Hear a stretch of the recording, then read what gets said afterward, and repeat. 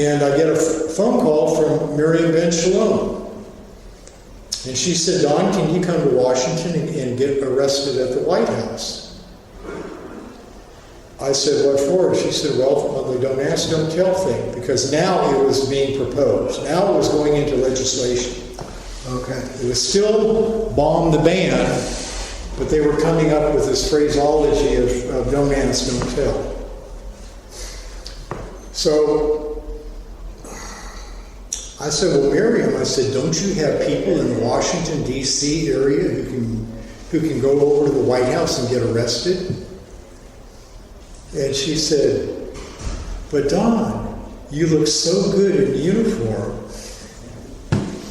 Well, that settled that. I couldn't turn her down. I'm not sure I would have turned her down anyway, but that was a nice comment, and I'm like, okay, well, I do look good in uniform.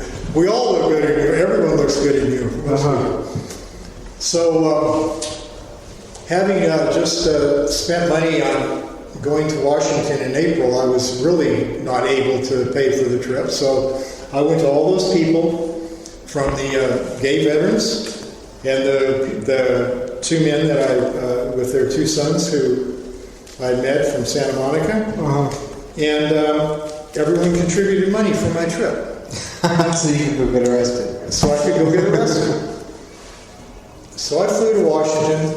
Oh, and I also called these two veterans from New York, Boyd Maston and Dennis Lund. Well, Dennis took it upon himself to rent a car in New York, drive down to Washington, D.C., to pick me up at the airport, and then found housing at the home of a gay priest.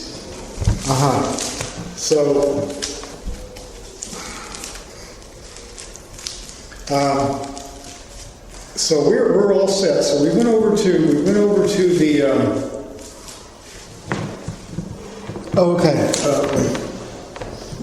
That's the gay priest there, and that's Dennis Lund. Okay. So we went over to his house and spent the night there, and then the next day we met at the headquarters of the National Organization of Women. Okay. And so some of those people, some of their president and some other people getting arrested. David Mixner, who was a top political consultant of Bill Clinton, who had first urged him to lift the ban. And then Miriam Ben Shalom was there. Then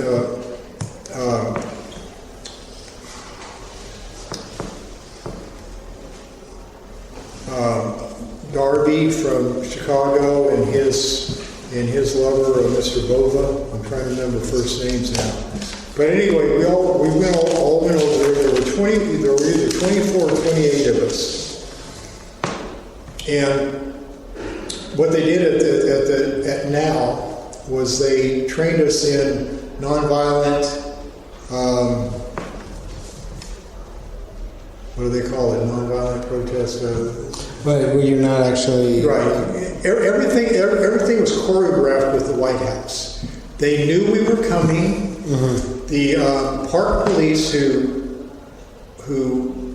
protect the perimeter of the White House.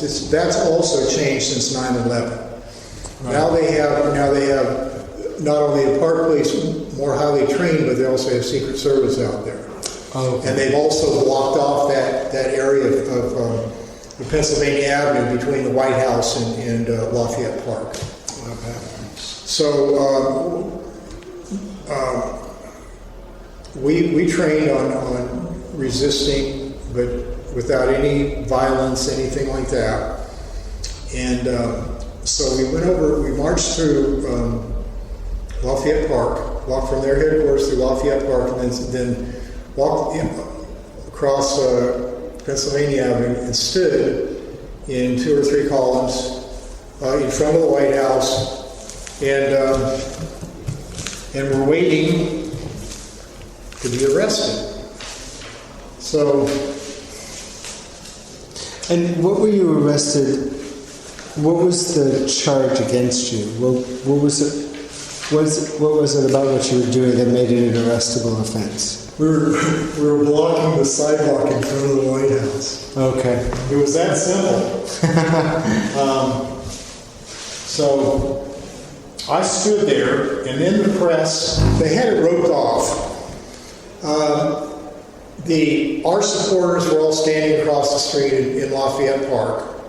They had buses lining the street because when they arrested us, they were going to put us on buses, handcuff us, and then put us on buses, and take us to Anacostia Station, police precinct, to book us and give us our tickets.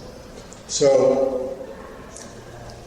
I was standing there, and then the press started yelling from the sidelines about who people were.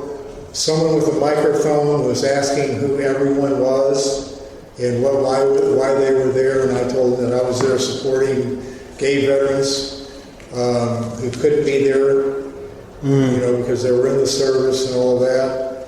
And the fact that I got so pissed off that here they were telling people that they weren't good enough to be in the service, and here I am, a Green Beret, one of the very elite in the service, a decorated war veteran of the Vietnam War, promoted.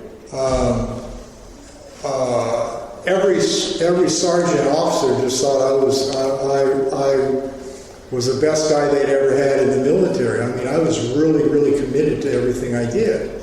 And the idea that there are Army Rangers, there are Army Green Berets, there are Navy SEALs, there are no telling what else in the military who are gay.